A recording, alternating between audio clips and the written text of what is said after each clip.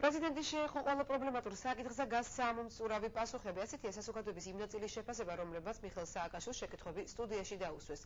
ჟურნალისტების, პედაგოგების, ექსპერტების, სტუდენტების, სხვადასხვა სფეროს წარმომადგენლების თქმით, ამ პროექტით მათ მიეცათ საშუალება მათთვის საინტერესო შეკითხვებზე პასუხი უშუალოდ პირველი პირისგან მიიღოთ. გაცნობოდნენ იმ პროგრამებს, რომლებსაც ხელისუფლება ქვეყნის განვითარებისთვის ახორციელებს. ვფიქრობ, რომ საქართველოს სახელმწიფოს გააჩნია აბსოლუტურად სწორი პოზიცია თურქეთში განთავსებულ ქართულ ძეგლებთან დაკავშირებით, ასევე როგორც მუზეუმის დირექტორი ძალიან მშვიდად ვგრძნობ თავს, იმიტომ რომ ვფიქრობ, რომ ქართულ კულტურას მიუხედავად ბევრი პრობლემისა, არანაირი საშიშროება არ ემუქრება. გაგრძელდება ეს აღმშენებლობითი გზა, როგორც გრძელდება. მე ვფიქრობ, რომ პრეზიდენტმა მაქსიმალურად გულწრფელად და გულღიად გასცა ყველა კითხვას პასუხი. აქვე მინდა აღვნიშნო, რომ იმ სიმწვავითაც იქნა კითხვები დასმული, ეს აშკარად მიუთითებს, რომ ეს დადგმული სპექტაკლი ნაღდათ არ ყოფილა.